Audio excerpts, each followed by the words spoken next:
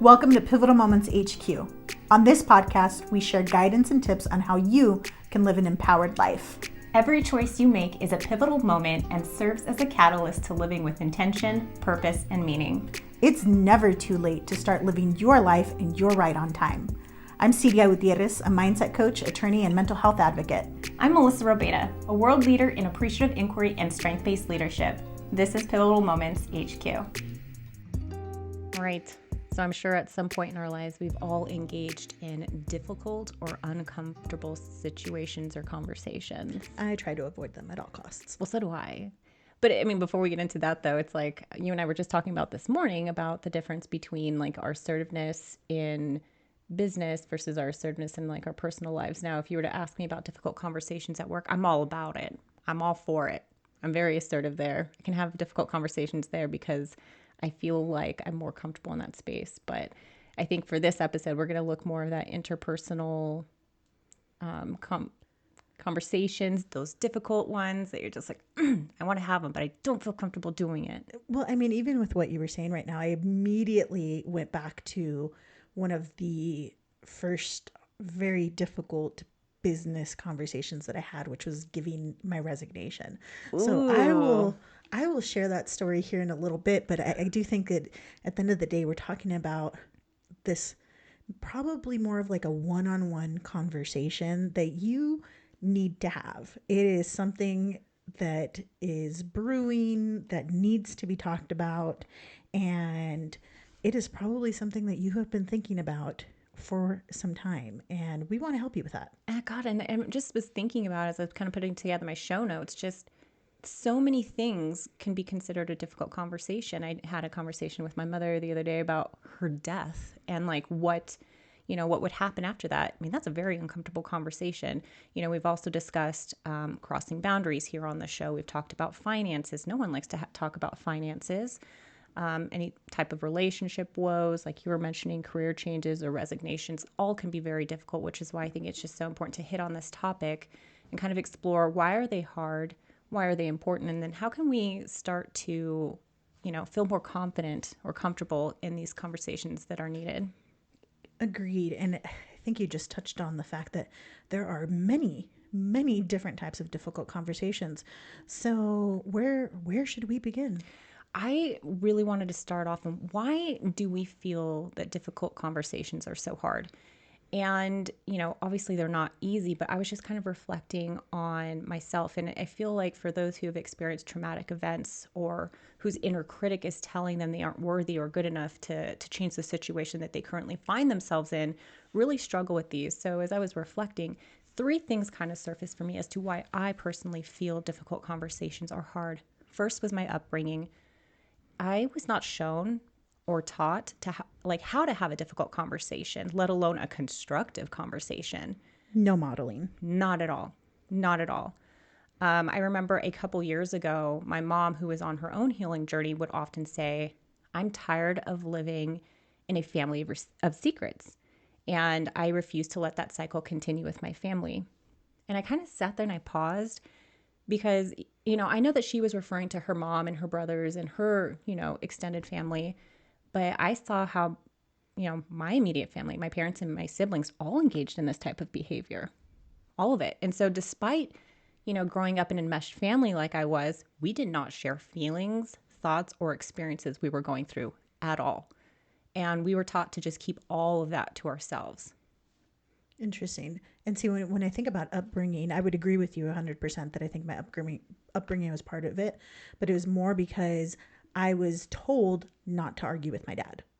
I was very specifically told it's easier if you get along and go along, which is part of the reason my therapist says I'm super agreeable. I need to work on being assertive. But this is a big part of it. And I just remember as I started growing and getting older and, maybe getting into those teenage ages, it was very difficult to hold my tongue and not be able to express the fact that I disagreed with something or that I didn't like the fact that, they would say racist terms in Spanish that I'm like, that's racist. And they're like, no, it isn't. I'm like, yeah, it is. It's super racist. But as I've continued to speak up. Now it's, oh, we can't say that because Cydia doesn't like it. It's like, you know what? I'll take that. You can take your passive aggressive shit elsewhere, man. But yeah, upbringing was for sure a part of it. And just literally being told, don't argue. Yeah, we just were never asked at all, like how we felt at all. And I know that that's something that I'm happy to report that my family's, starting to work on, because we're all like in our own little therapy, but I digress. Number 2, it requires that we revisit our past. Fuck, my past was hard. If you're anything like me, I've blacked out certain portions of my childhood, either because they were just too traumatic. And I feel really bad because people will, from my past will recall experiences, situations that I don't, it's like I'm hearing it for the first time. And so, and we've even talked about going on this, or we've talked about on this show, revisiting our past and how necessary it is to heal. But when you're thinking about these difficult conversations, like the difficult conversation I wanted to have with my dad, required me to go back to that space where I felt abandoned, where I was hurt, where I longed for my father. And so when we're thinking about engaging in these conversations, it does require us to go back momentarily, because we're trying to then, move forward in terms of, well, what is it that I would want from this conversation? So, I think that another thing that holds people up is that it does require us to go back in order to go forward. And lastly, if you are a people pleaser like us, you fear rejection.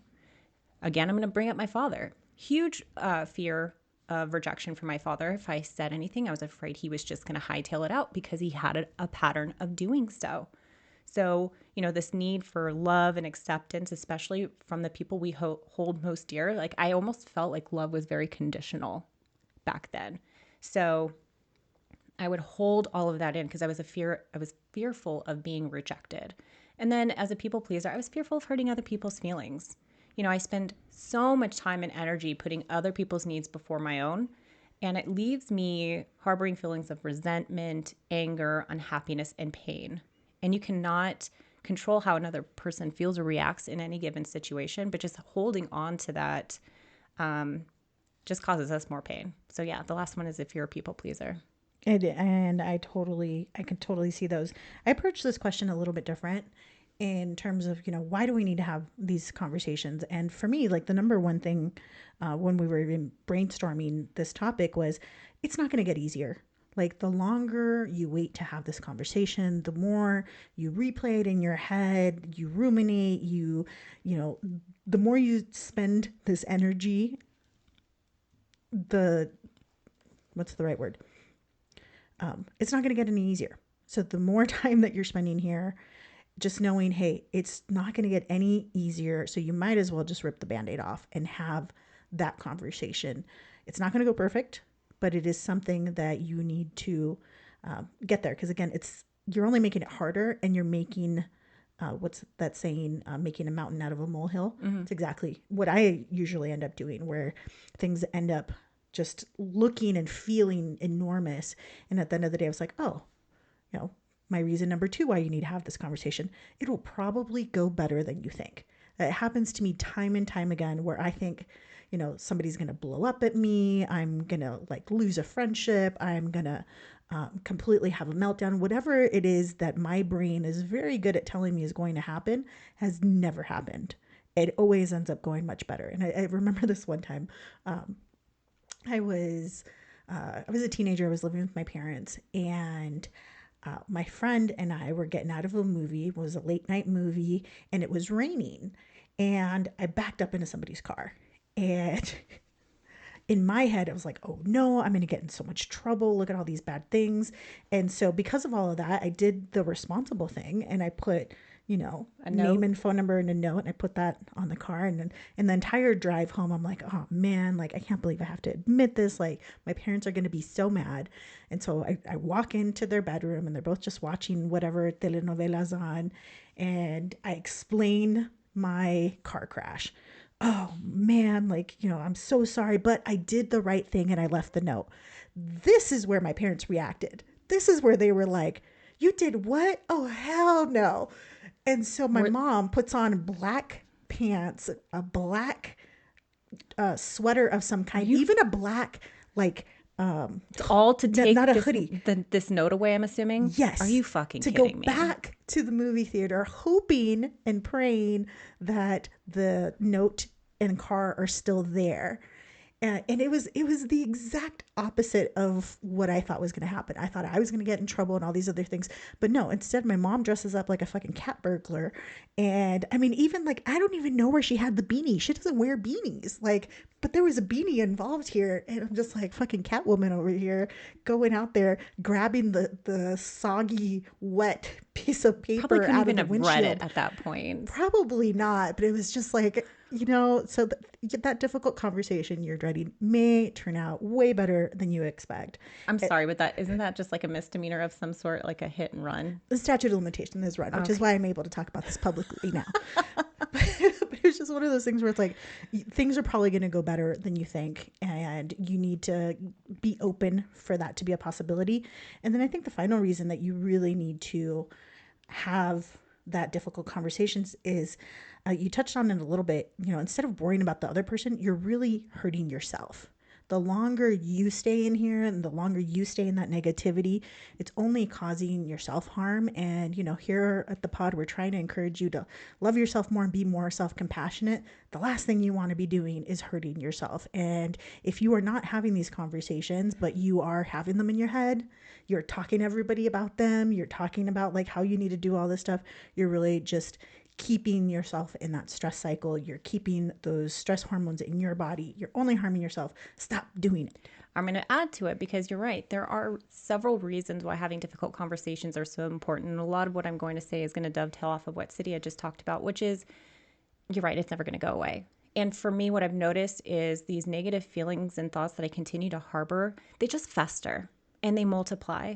And then what happens at that point is it causes ripple effects in other aspects of my life. So, here I have been talking a lot about my father. So it's like this hurt, this pain left me guarded. And it impacted my relationship with friends, with, intimate partners and all of this stuff.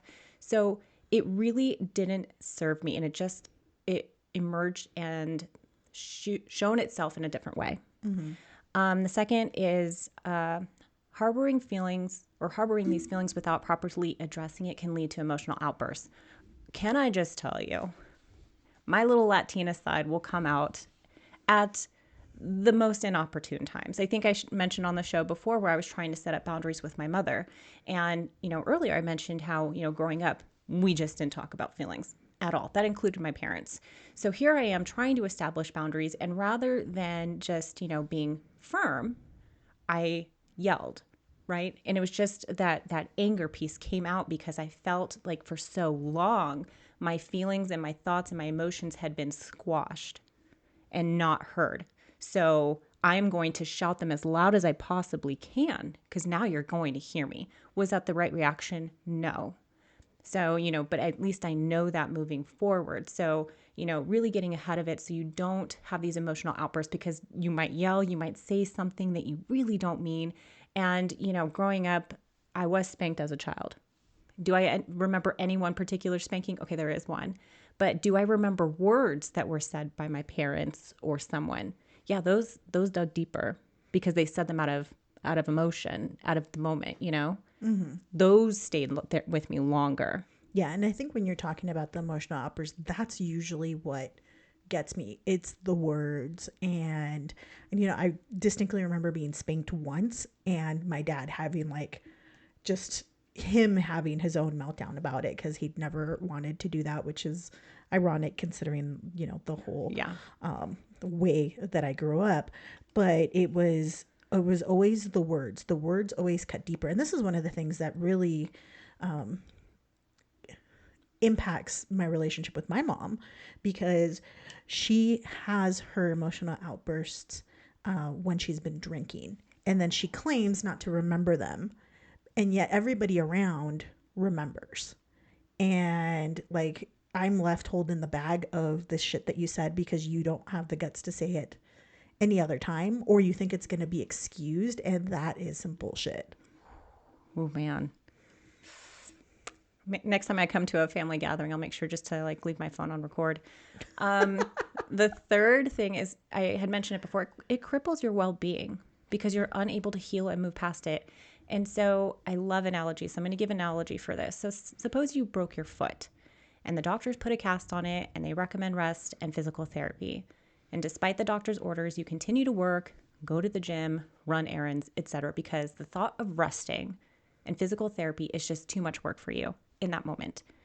So your body will begin to work to heal itself. The bruising will go away, your bones may start to fuse together, but because you didn't put in the work that was needed to heal correctly, that break didn't repair itself correctly. So even though it may appear on the outside that your foot is healed, you may feel pain with every step you take. And again, every move you make as well. Thank you. I really tried really hard. I was like, every little step I take. Okay, sorry. If you don't know that song, you need to stop listening to this podcast. Just kidding. No, you're good. You're good. You're good. Just go Everyone's listen welcome to that. We'll see if we can sample 30 seconds of it. But I mean, so just because you appear fine on the outside doesn't mean that everything's okay on the inside. So if you really truly want to heal and to thrive, which we want you to do, it will require sometimes digging in deep and having these difficult conversations. This is all great, guys. I really appreciate all of this information, but how the fuck do you actually do it? So glad you asked. What did you come up with, Sid? Little Sid? As I'm thinking about this, how do you do it? You have to mentally prepare yourself for it. And it depends on the conversation. And so earlier I alluded to resignation, and not like being resigned of, life or unaliving yourself, nothing like that, like actually giving your notice. And so I want to share this story with you of how I did it and see if that helps you in some way.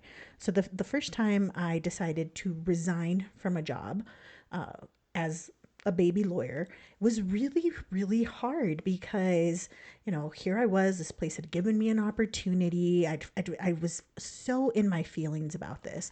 And I just remember I'm going to do all of the things that I can to really prepare for this. And so I'm thinking about the words that I want to say. I want to show the appreciation, but I also want to, be firm about it. And, I think our audience here probably has heard of, doing the Superman pose and Wonder Woman pose, putting your hands on your hips, and that's supposed to like increase your testosterone or whatever. That has been debunked. It doesn't actually work. But you know what? If you believe it, go for it. Like if it's going to make you feel good. So I did all of those things. I was breathing. I was like standing in Wonder Woman pose, like all the things. I'm ready. All right. I'm going to call my boss right now and I'm going to let her know, thank you very much. I just wanted to give you the heads up because you're going to see this in your email here after this conversation. I'm giving you my 2 weeks, right? Totally thought I was clear, ready to just give this information over. And, I pick up the phone. All right, I'm breathing. I call her. Ring, ring, ring, voicemail.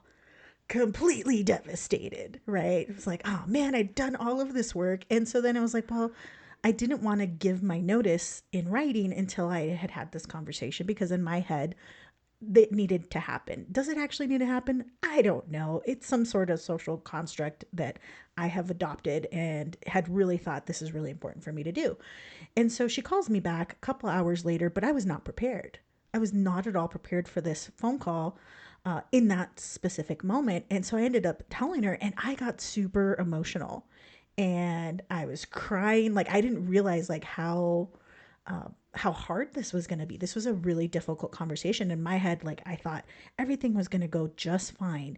And then here I was actually letting her know, and like my voice is cracking and I'm just like, I can't even breathe. And I realized that for myself, when I'm having a difficult conversation, I will physically manifest like how hard this is, and I have to breathe through it. And it is just something that it just really hits really deep. And so, do what you can to prepare yourself, do what you can with the breathing and everything else, but also know that even with all of the preparation that you may have, you might still have a hard time, and that is okay. And don't judge yourself for that. So obviously with appreciative inquiry, I'm going to come at you with some questions to kind of reflect on. I do 100% agree about having preparing yourself. that might take days, weeks, months, or in my case, decades to have a conversation with my father. You'll know when the time is right. And so if you're not ready, that's okay. You'll know when. But so a few questions to ask yourself before any challenging situation. And I did adapt this from 5timesminority.com. The first question is, what is my purpose? I think, you have to be very, very clear. And the reason why I say this, and I'm just going to share an example, is so when my husband and I separated, he and I were in marital counseling, and I told him, like, this isn't what I want. Like, I'm not happy. He's like, well, what would make you happy? And I was like, I don't know, just not this. And how unfair was that to him? Because here he is wanting to better the relationship, improve communication, and I can't myself communicate what it is that I want. So I think if you have a clear idea of what is the purpose behind this, which leads into question number 2, which is, what do I hope to accomplish from this conversation? And what would the ideal outcome of this conversation be? Fourth question, super important. What assumptions am I making? I think sometimes we come into a conversation with assumptions that they never consider me, or they always do something. And when you're challenging your assumptions, you might find that, you know what, I might have contributed somehow to this situation, and how might I have contributed to this situation? And by remaining open, you'll find, are there any common concerns? Because I might be feeling like I'm not being listened to by my husband, but you know what? He might be feeling the same way. So if we're both not feeling listened to, what can we do to allow each other to feel heard? And by opening up conversations in that way, it becomes a dialogue. It's not just me griping to you about why I'm unhappy. It's coming up with a shared vision of a preferred future. How do we want to be in this space together, and how can we create that together? Because, by having these difficult conversations and allowing that other person to contribute, you'll be surprised at some of the ideas that they come up with in terms of how we can better ourselves. Because it kind of reminds me of something you had mentioned in a previous episode. It's like, I care enough to engage in this really difficult conversation. It may be very uncomfortable, but it's because I care about you, I care about us, to engage in that. So I think that, asking these questions even beforehand or during, I think are really important. I think it's also too, when we talk about preparation, I think that also has to go for the other person. I think you have to, tell the person, like, hey, Siria, I would really like to discuss, blank. When would be a good time for you? And I agree with that to a certain extent, because I think that sometimes that can be a double-edged sword where, it's like, let's talk after work. Sometimes people like, oh shit, what did I do? Mm-hmm. And so it's like, hey, I want to talk to you about the podcast after this. And so just kind of setting an expectation with it. Absolutely. Instead of like, we need to talk. No, I didn't say that. No, I said, hey, I would like to talk more about the podcast. What time would be good for you? Because you don't want to catch that person off guard. And we've talked about emotional consent. So if you really want that person to bring their whole authentic self to the conversation, I think you got to meet them where they're at as well. It's got to be a joint venture. Yeah. And I think at the end of the day, what we're really talking about here is having difficult conversations with people who you care about. You're not going to have a difficult conversation with the customer service representative at Cox. It's just not going to happen. Like, you might have an interesting conversation, but like, you don't really need to prep for that. And if you're putting in this work and you're really thinking about it, that's an indicator to me that you care about this relationship, whether it's on a professional level or a personal level. And, one of my favorite people is Brene Brown. And in her Dare to Lead book, she really talks about clear is kind. And this is really what you're trying to do, is you're trying to have clear communication of what it is that you want, maybe what's not working.